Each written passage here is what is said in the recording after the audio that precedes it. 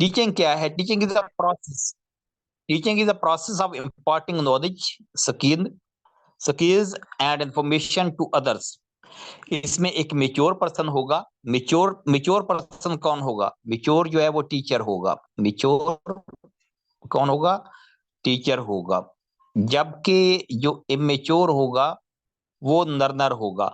अब mature person जो है वो देगा। मेच्योर पर्सन क्या दे रहा है? वो दे रहा है नॉलेज। किसको? इमेच्योर को। स्किल दे रहा है, इंफॉर्मेशन दे रहा है। टिपिकली इन अ स्ट्रक्चर्ड और ऑर्गेनाइज्ड मैनर, क्योंकि ये सारी चीजें ऑर्गेनाइज होंगी, एक इनका पूरा जो स्टेप्स होंगे उसके तहत ये देना है। ऐसे नहीं रैंडमली स्टार्ट कर देना। क्यों देना है? To facilitate learning. लर्निंग क्या होता है? लर्निंग जो होता है वो परमानेंट चेंज होता है as a result of experience. Understand करना है चीजों को, तो ये तमाम अंडरस्टैंडिंग के लिए वो क्या दे रहा है? वो नॉलेज दे रहा है, स्किल दे रहा है, इंफॉर्मेशन दे रहा है। किसको? कौन दे रहा है? मेच्योर पर्सन टीचर दे रहा है। किसको? नर को। ये इन्वॉल्व करता है यूज ऑफ वेरियस मेथड। किस वे से वो देता है? मेथड्स कुछ यूज करता है, कुछ टेक्निक्स यूज करता है, कुछ स्ट्रेटजी यूज करता है, ताकि जो इमेच्योर इंडिविजुअल्स हैं उनकी एजुकेशनल डेवलपमेंट में सपोर्ट हो सके। अब हम डिफाइन करते हैं कि नॉलेज क्या होता है। नॉलेज रेफर करता है understanding, awareness and familiarity with facts. Facts का पता हो, इंफॉर्मेशन हो, स्किल हो, और कॉन्सेप्ट एक्वायर्ड थ्रू लर्निंग और एक्सपीरियंस। ये इसमें जो है क्या होती है? It involve ability to apply. Knowledge वो है कि हमारे पास इंफॉर्मेशन तो है, ऑर्गेनाइज इंफॉर्मेशन है, हम उसे अप्लाई कर सकते हैं। And interpret information in meaningful ways. और जो इंफॉर्मेशन है उससे हम इंटरप्रेट कर सकते हैं, अंडरस्टैंड भी कर सकते हैं। जाहिर सी बात है, पहले हम अंडरस्टैंड करेंगे उससे, और उसके बाद जो हम अप्लाई करेंगे। इंफॉर्मेशन तो रैंडमली भी होती है, लेकिन नॉलेज जो होता है ये ऑर्गेनाइज्ड इंफॉर्मेशन होती है। ठीक है, होपफुली के ये वाली चीजें क्लियर होंगी। अब हम बात करते हैं टीचिंग मेथड्स, टेक्निक्स, स्टाइल्स और स्ट्रेटजीज की। देखिए, ये चीजें, ये टर्म्स हैं जो आपस में कंफ्यूज हो जाती हैं।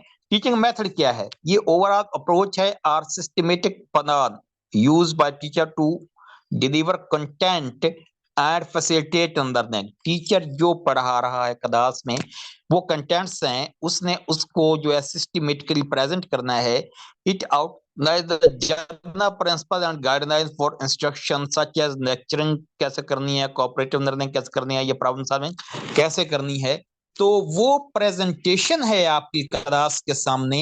ये जिस तरीके से आपने कंटेंट प्रोवाइड करना है, that presentation style is called teaching method. ठीक है, उसके बाद हम आते हैं टीचिंग टेक्निक की तरफ। टेक्निक्स आर स्पेसिफिक टूल्स और methods employed with in teaching method. अब टीचिंग मेथड में आपको किसी मेथड के दौरान कुछ डिफिकल्टीज आती हैं, उन डिफिकल्टीज को ब्रिज कैसे करना है, तो ब्रिज करने का जो टूल है that is called techniques. These are the actual activities और actions carried out by teacher to convey information and help students grasp concepts। अब कुछ concept जो है वो समझ नहीं आ रहे होते, तो टीचर क्या करता है? टीचर फिर कोई टेक्निक यूज करेगा, डेमोस्ट्रेट करेगा, डेमोस्ट्रेशन के जरिए परफॉर्म करके बताएगा, डिस्कशन करेगा स्टूडेंट्स के साथ, या रोल प्ले जैसे हम ड्रामा या फिल्म में किसी का रोल प्ले करते हैं, रोल प्ले करके जरा बताएगा। जैसे न्यूटन के कवानीन समझा रहा है टीचर, तो टीचर कहीं एक साइड पर ट्री के नीचे बैठ कर उसे बताएगा कि यार ऐसे हमने वो सेब गिरा था और ऐसे उसने उठाया था। ठीक है, अब कोई भी आप ब्लड सर्कुलेशन समझा रहा है, सर्कुलेशन सिस्टम जो है, तो वो टीचर जो है अपने मूवमेंट्स के साथ उसको समझाएगा। तो ये जो मेथड्स में चीजें समझ नहीं आ रही, उनको कवर करने के लिए जो आपने टूल यूज किया है that is called teaching technique. उसके बाद टीचिंग स्टाइल है। ये मैनर होता है in which teacher represents information and interacts with student. ये हर एक का डिफरेंट होता है कि किस स्टाइल से जो है कोई समझाता है। It encompasses the teachers personality, communication style and overall demonstration in the classroom. Teaching style can be authoritative, facilitative और इंटरेक्टिव अमॉन्ग अदर। अथॉरिटेटिव ये होता है कि teacher is all and all, के मैंने जो कह दिया वो ठीक है, ठीक है, दैट अथॉरिटेटिव। फैसिलिटेटिव ये होता है कि बच्चे को फैसिलिटेट करना है। हर एक बच्चा आपकी बात नहीं समझ पा रहा तो आप क्या करते हैं, जिसे कहते हैं उंगली पकड़ के चलाना।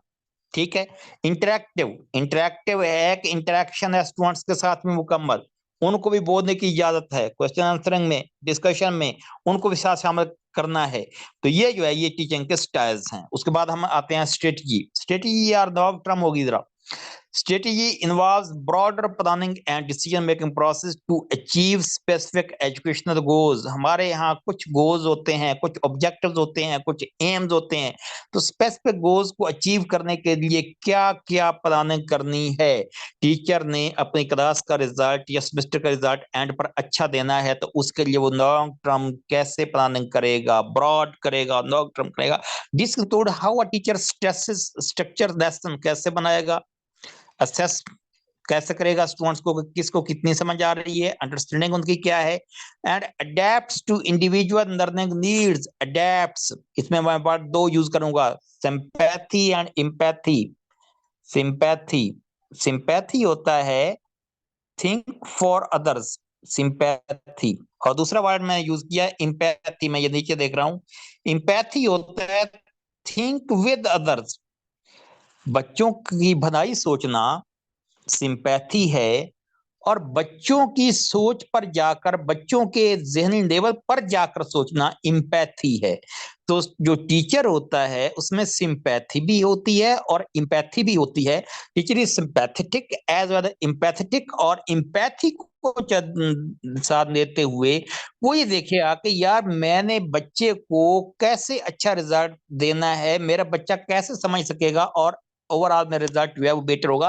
Strategies may involve long term planning for a course or adjacent on the FODAI base, ठीक है ना। लॉन्ग टर्म ये जो कोर्स आपका है, जो 7 सेमेस्टर है, उसका पूरा जो कोर्स है उसके लिए लॉन्ग टर्म आपकी ये प्लानिंग होगी। प्लानिंग होती है फ्यूचर के लिए, decision making, decision making for the future. ठीक है। यहां तक आप देखिएगा कि आपके पास टीचिंग की आपने बात की है, टीचिंग को आपने डिफाइन किया, हमने टीचिंग मेथड को किया, हमने टीचिंग स्ट्रेटजी को किया, हमने टीचिंग स्टाइल्स को किया। यहां तक अगर आपका कोई क्वेश्चन है तो कीजिए, फिर नेक्स्ट प्रोसीड करता हूं मैं मेथड्स की तरफ।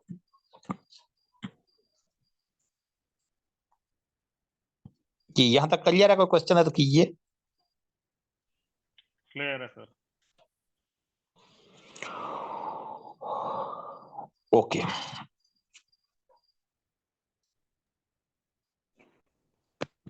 सर टीचर मेथड का थोड़ा सा दोबारा से बता दीजिएगा, थोड़ा ज़हन से निकल गया मुझे।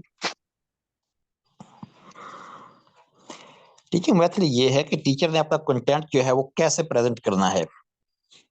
टीचर ने अपना कंटेंट जो है वो कैसे प्रेजेंट करना है क्लास के सामने, that is called method. Simple सी बात है कि आधे घंटे में, 1 घंटे में, ठीक है ना, 90 मिनट में, जो भी आपका टाइम है उसके दौरान आपने अपना कंटेंट किस वे से डिलीवर करना है, दैट्स मेथड जी।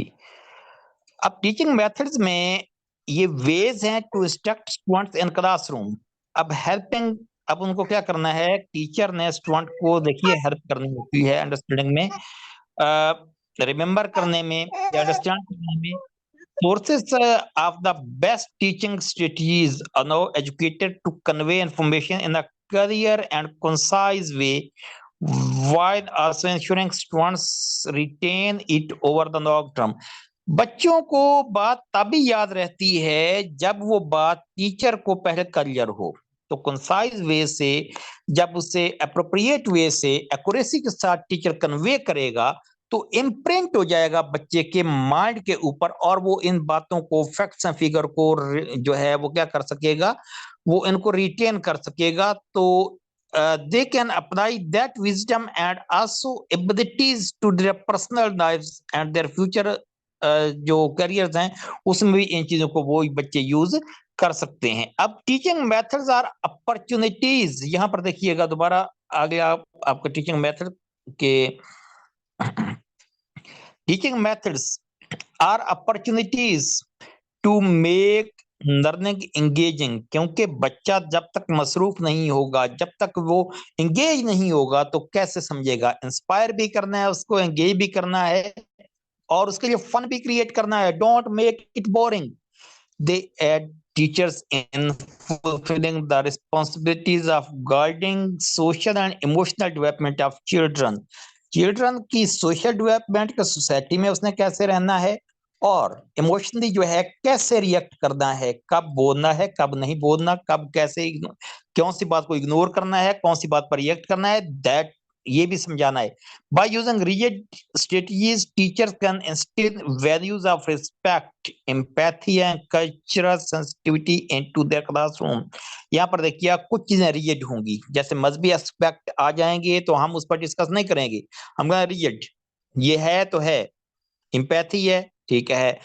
अब किसी के कल्चर पर, किसी की लैंग्वेज पर आप जो है वो तनकीद नहीं करेंगे. They can also use teaching methods to prepare students for standardized testing.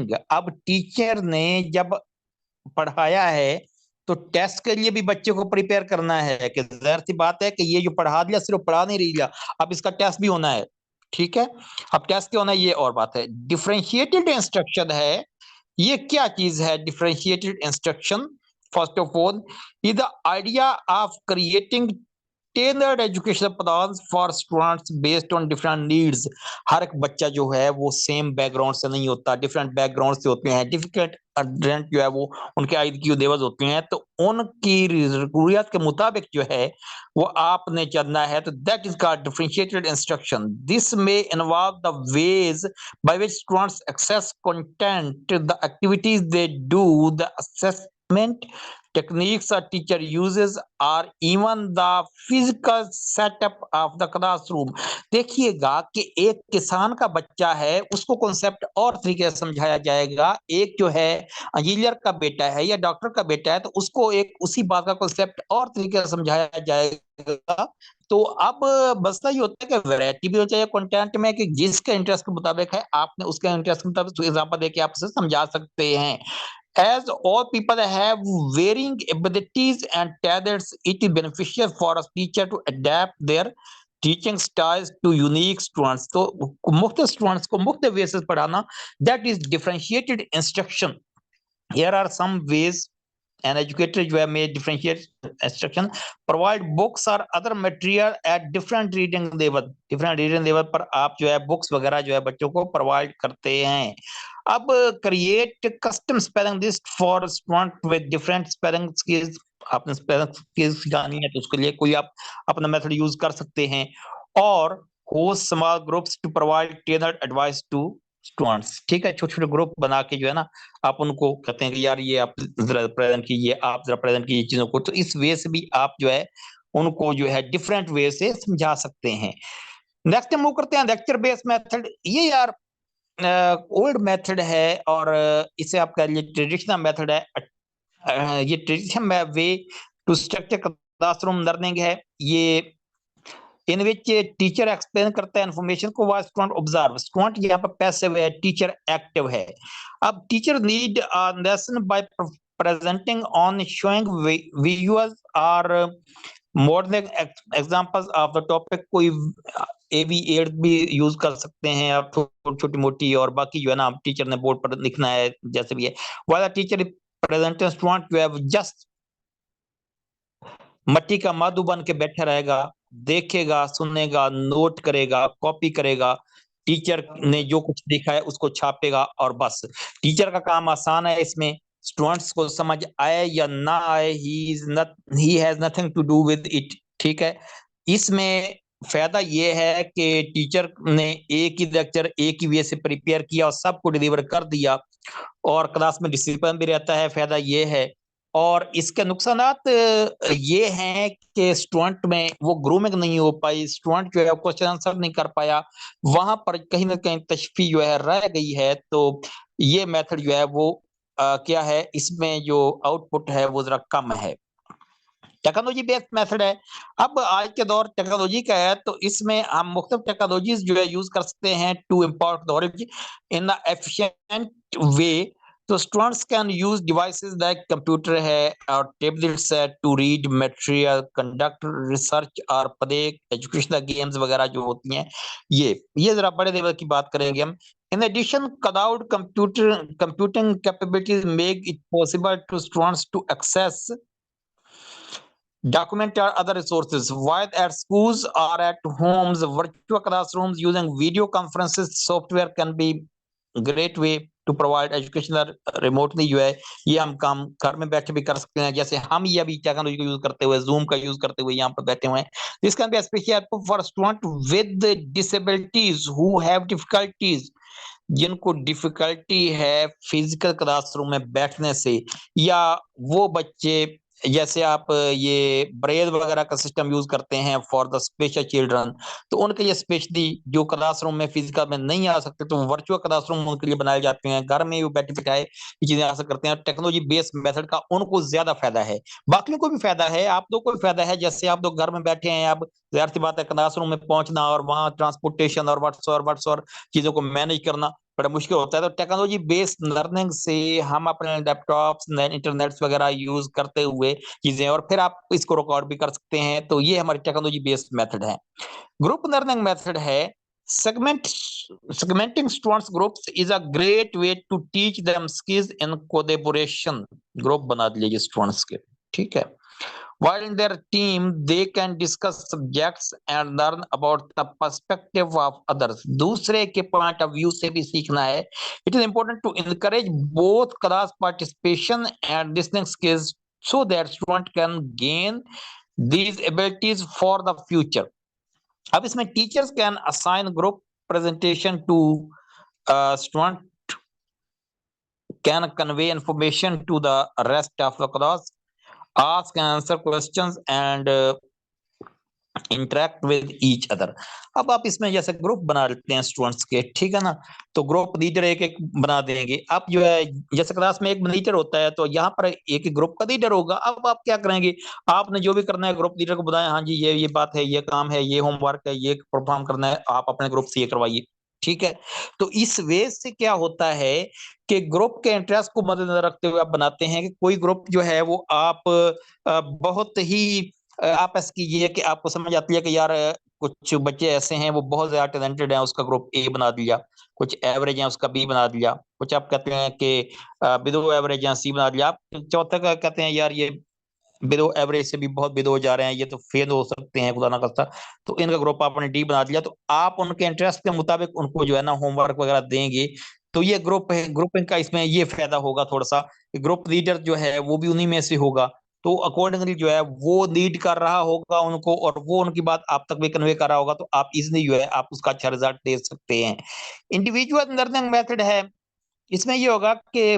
Project जो होते हैं प्रोजेक्ट्स वगैरह जो दिए जाते हैं बच्चों को ये इंडिविजुअल लर्निंग मेथड है तो can be excellent way to give students time to think about topic हर एक को टॉपिक दिया जाता है जैसे आप ऐसा समझिए कि ये आपका एमफिल वगैरह का पीएचडी वगैरह का थीसिस वगैरह होता है तो यहाँ पर वो एक दूसरे क्लास पर डिस्कस तो कर सकते हैं टीचर से भी डिस्कस कर सकते हैं मगर हर एक का काम डिफरेंट होगा teacher can read writing written assignments to reward points to the student who can't participate vocally in the classroom तो बहुत सारे स्टूडेंट ऐसे होते हैं जो कि क्लासरूम में बात नहीं करते खामोश रहते हैं तो उनका भी देखा हुआ काम जो है आप चेक करके जो है ना उनके इंडिविजुअल जो है देख सकते हैं कि उनको यार कितना स्कोर है वो ये बच्चा जो है जरा कम बोलता है ये शाई बॉय है ये थोड़ा सा जो है ना रिडक्टेंट है बात करने से तो उसको भी जो है आप अकॉर्डिंगली अकोमोडेट कर सकते हैं तो ये इंडिविजुअल अटेंशन वाली की बात है उसके बाद है inquiry based learning inquiry based learning में क्या होगा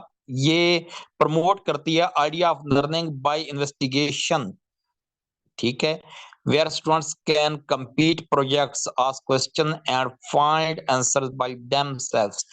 खुद ही क्वेश्चन करना है खुद से उसका आंसर ढूंढना है जाहिर सी बात है कि आप लाइब्रेरी में भी जाएंगे आप लेबोरेटरी में भी जाएंगे दूसरा डिस्कस भी करेंगे उसके बारे में मुख्तलिफ वे से आप इंफॉर्मेशन भी इकट्ठी करेंगे while teacher act as a resource in these times the goal is for student to solve problem and discover information on their own student को अपने आप थोड़ा सा आजाद कर लेना है उनको अपने आप इंफॉर्मेशन तलाश करने देनी है बस आपने रिसोर्स पर्सन रहना है उनको गाइड करते रहना है और उन्होंने ये सारा काम ज्यादातर खुद करना है then student can advance to her never at their own pace अपने जितना कोई परफॉर्म कर सकता है, उसी रफ्तार से वो आगे जा सकता है। This way for students to perform an active role in the learning process में स्टूडेंट एक्टिव रहेगा, जो एक्टिव रहेगा वो आगे जाएगा, जो पैसिव रहता जाएगा जाहिर सी बात है कि वो लूज करता जाएगा।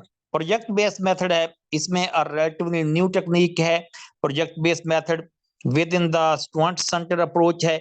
देखिए अप्रोच में एक टीचर सेंटर्ड अप्रोच होती है जिसमें टीचर ऑल एंड ऑल होता है, एक कंटेंट सेंटर्ड होती है जिसमें हर स्कूल में कंटेंट को फॉलो करना होता है, और आज का जो मौजूदा अप्रोच है वो आपकी स्टूडेंट सेंटर्ड चल रही है, लर्नर सेंटर्ड चल रही है, बच्चे के इंटरेस्ट को देखना है। As name suggest project based learning students complete करता है कोई project, however these are meaty project in which student acquire knowledge, research करेंगे, थिंक करेंगे, इवेल्युएट करेंगे, एनालाइज करेंगे। एनालाइज करने के बाद डिसीजन मेकिंग आएगी और तनकीद होगी, उसमें खामियां तलाश की जाएगी, इस आपके प्रोजेक्ट को वापस किया जाएगा, आपको कहा जाएगा यार इसमें ये इम्प्रूव करें, उसके बाद इम्प्रूवमेंट करने के बाद आप अगेन जो है वो आएंगे। तो ये जो है ये आपके पास एमएस वगैरह में, एमफिल वगैरह में प्रोजेक्ट दिए जाते हैं, या बीएस में भी कुछ सब्जेक्ट्स हैं जिनमें मुख्तलिफ प्रोजेक्ट दिए जाते हैं, और उनका पर सर्च करके आपको जो है वो उसको परफॉर्म करने का कहा जाता है। तो ये प्रोजेक्ट बेस्ड लर्निंग है, ये जरा आज का इस ट्रेंड है। लर्निंग क्लास है, concept of delivering on the lecture the student can view from home to substitute lecturing in the classroom, इसको फ्लिप लर्निंग कहते हैं, जो हम कर रहे हैं ये फ्लिप लर्निंग कर रहे हैं। तो दैट फ्लिप रिप्रेजेंट करता है 4 pillars including in this type of learning. Flexible है एनवायरनमेंट, फ्लेक्सिबल एनवायरनमेंट कि आप जैसे मर्जी एडजस्ट होकर बैठ जाएं, जहां चेयर पर बैठ जाएं, आप लेट कर ये करें काम, सुन रहे हो मुझे, तो ये फ्लेक्सिबल है। लर्निंग कल्चर शिफ्ट होता है थोड़ा सा, इंटेंसिव कंटेंट है, जो आप चाहते थे कि आप ये चाहते थे कंटेंट कि आपको टीचिंग मेथड पढ़ाया जाए, मैंने उसी पर बात कर दी। एंड प्रोफेशनल एजुकेटर, यहाँ से आपको प्रोफेशनल बंदा तलाश करना आसान होता है। हो सकता है कि आपकी लोकेलिटी में आपके इर्द गिर्द प्रोफेशनल बंदा आपको ना मिल रहा हो, तो आप कहीं से भी प्रोफेशनल बंदे को ज्वाइन कर सकते हैं। This technique in theory allows for more time in class to be devoted to active learning rather than instruction।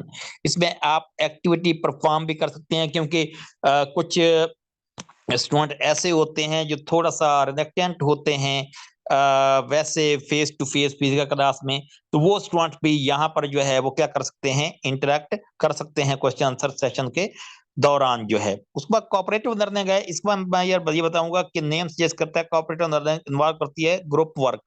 इसमें ऐसा होगा कि मैंने शायद लास्ट में कहीं बताया था कि आपने ग्रुप बनाया ए, ग्रुप बनाया आपने बी, ग्रुप बनाया आपने सी, आपने ग्रुप बना लिया डी। एक कुछ लड़के ऐसे थे, बच्चे ऐसे थे आपकी क्लास के जिनको क्वेश्चन नंबर 1 आता था। आपने कहा जी 1 एक को आता है, उसको इधर कर दिया, उसको एक को इधर कर दिया, एक को इधर कर दिया, सारों में एक एक 1 वाला कर दिया। अब एक कुछ बच्चे ऐसे हैं जिनको सिर्फ क्वेश्चन नंबर 2 आता है, सारे में उसे भी डिवाइड कर दिया, 3 आता है उसको भी कर दिया, फिर 4 आता है फिर भी।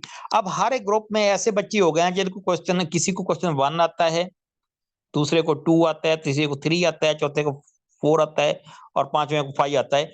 अब उन्हें कहिए भाई जो आपको आता है वो दूसरे को समझा दें, जो आता है दूसरे को समझा दें, जो नहीं आता दूसरे को समझ दे। इस तरीके से आपके 5 के 5 क्वेश्चन भी हो जाएंगे और आपको दोबारा से उन्हें समझाना भी नहीं पड़ेगा। इस कम टाइम में आपका ये काम जो है हो जाएगा। ये कोऑपरेटिव लर्निंग है। Students are broken into small groups to read and learn from a certain perspective, then changing their groups members spread the information and share it with the other. अब आप ग्रुप की थोड़ी तरतीब change करेंगे। आप कहेंगे ठीक है जी, इस एक ग्रुप वालों को जो है ना क्वेश्चन सारे आते हैं तो ये दूसरों को समझा दें, वहां से ग्रुप वाले कुछ खींचते, जो बच्चे अब भी जिनको नहीं आ रहे उनका सेपरेट ग्रुप बना देंगे और वो करते रहेंगे। जाहिर सी बात है जो लर्न कर चुके हैं उनको आप आगे काम दे देंगे, जो जरा रिटार्ड कर रहे हैं उनको जो है उसी पर आप लगाए रखेंगे, ताकि एक दूसरे के कोऑपरेशन से वो लर्न कर सकें जितना पॉसिबल हो। अब किनेस्थेटिक लर्निंग मेथड है, इसमें मूवमेंट्स हैं। Teacher can move around the class and use hand gestures while present to engaging student visually and kinesthetically. Ab they can also encourage student to perform physical activities where they can move around and use activity. ठीक है, activity based teacher class में move करेगा। ये छोटी class को समझाने के लिए ये तरीके हैं। और इसमें क्या होगा, ड्राइंग वगैरह कोई बनानी है, उसके लिए जो है बच्चों को थोड़ा काम दे दिया जाएगा। एक्टिंग है, बच्चों को कहा जाएगा ग्रामर की एक्टिंग करें, भैया ऐसे करें, ऐसे करें, कैसे आप स्टेज परफॉर्म करेंगे। बिल्डिंग है, कोई चीज आप जो है बिल्डिंग ब्लॉक्स हैं, टॉयज वगैरह हैं, तो उनको कहें ये इससे आप ये बिल्डिंग कोई चीज बिल्ड करके दिखाएं। अब प्लेइंग है, बच्चा जो है फॉर्म ऑफ स्टेट के अंदर है, प्ले स्पोर्ट्स हैं, गेम्स वगैरह हैं, तो छोटे छोटे बच्चे जो इनको खेल में लगा रखते हैं, तो ये काम जो है किनेस्थेटिक है। गेम बेस्ड मेथड है, क्लासरूम टेक्निक है, और help student to more excited about learning है। Consider developing and implementing educational games हैं, चैलेंजेस हैं, पजल्स हैं, इन पर्सन और ऑनलाइन दोनों हो सकती हैं। जैसे आप गेम्स आप मोबाइल में होती है, they can inspire children specially kinaesthetic learners. कुछ बच्चे ऐसे होते हैं जो मूवमेंट से बहुत ज्यादा सीखते हैं, but more fully in the learning process and keep them motivated and focus on learning. देखा आपने गेम, बात का बच्चा ऐसा लगा हुआ है मोबाइल पर, इतना ज्यादा मगन है कि वो कभी इधर स्टीयरिंग मोड़ रहा है गाड़ी का, कभी इधर मोड़ रहा है, कभी स्पीड तेज कर रहा है। तो ये किनेस्थेटिक बच्चे होते हैं, इनको जो है ना इस वे से पढ़ाना जो है वो ज्यादा इफेक्टिव होता है। It can also allow them the opportunity to solve problem and reach a goal. उनको इस वे से आप बड़े अच्छे तरीके से जो है ना वो कोई भी चीज समझा सकते हैं। एक्सपीडिशनरी लर्निंग मेथड है, ये प्रोसेस ऑफ लर्निंग है through participating in practical experience. बहुत सारे बच्चे जो है वो बड़े एक्टिव होते हैं, वो कहते हैं ये हाँ जी बॉय स्काउटिंग है, हम आ गए हैं, ट्रिप है, इसके लिए जो है अरेंजमेंट में हम आगे हैं, ठीक है। और कोई भी चैलेंज जॉब है, स्काउटिंग है, गाइडिंग है, तो उसमें आप वो कहते हैं हाँ जी हम आ गए हैं, हम ये काम करेंगे, हम ये करते हैं, आप उन्हें उसी वे से एंगेज करते हैं, तो that is called expeditionary learning method है ये। और बेनिफिट्स इसके टीचिंग मेथड के क्या होते हैं यार, इसके बेनिफिट्स ये होते हैं कि एक तो स्टूडेंट्स तक आप अपनी बात इफेक्टिवली पहुंचा सकते हैं, अपना कोर्स कवर करने के लिए प्लानिंग कर सकते हैं, एजुकेशनल कंटेंट को आप प्लान कर सकते हैं, और अपने स्टूडेंट्स को अपने साथ कनेक्ट रखने के लिए आप देखते हैं कि कौन सा तरीका जो है आपका अच्छा रहेगा। अब इसमें होता क्या है कि स्टूडेंट को साथ देकर चलना है। अब आप मोर एडवांस प्रोफेशनल के साथ भी जो है वो बात करते हैं, उनसे भी कंसल्ट करते हैं, उनसे भी सीख सकते हैं। और फीडबैक स्टूडेंट्स का, पेरेंट्स का आप तक पहुंच रहा होता है कि बच्चे समझ आ रही है एक बात कि नहीं आ रही, आपकी बात कन्वे हो रही है प्रॉपर या नहीं, और अडेप्टेबल हो जाते हैं। यानी आप समझ जाते हैं कि यार बच्चा जो है इस मेथड को जो है ज्यादा पिक कर रहा है, क्रिएट करते हैं, एक रूटीन क्रिएट करते हैं, किस मेथड से आपने पढ़ाना है, कौन सा सब्जेक्ट है, कौन सा मेथड यूज करना है। और अब आप जो है देखें कि कुछ बच्चे ऐसे होते हैं जिनको आपका लेक्चर मेथड समझ आ रहा है, कुछ ऐसे होते हैं जिनको डेमोन्स्ट्रेशन समझ आ रही है, कुछ ऐसे बच्चे होते हैं जिनको डिस्कवरी मेथड समझ आ रहा है। तो आप देखते हैं कि यार मेरी क्लास में इतने बच्चे जो है मेथड 1 समझ रहे हैं, इतने 2 समझ रहे हैं, इतने मेथड 3 समझ रहे हैं। तो आप जो है मुख्तलिफ वे से जो मेथड आपके बच्चे ज्यादा समझ रहे हैं क्लास वाले, आप 2-3 मेथड से एक ही बात को समझाएंगे, तो आपकी लर्निंग, बच्चों की जो लर्निंग है वो और ज्यादा जो है वो क्या हो जाएगी, इफेक्टिव हो जाएगी। और आपकी बात जो है वो इजीली जो है वो कन्वे हो जाएगी मैक्सिमम बच्चों तक, और मैक्सिमम वे से रिटेनेबल हो जाएगी। अब बच्चों के माइंड पर इम्प्रिंट हो जाएगी वो बात, जब आप वो वे से उनको रिपीट करवाएंगे। तो ये फायदे हैं आपके टीचिंग मेथड को यूज करने के। जी, अब आपका कोई क्वेश्चन है तो कर सकते हैं। रिकॉर्डिंग ऑफ कर दें।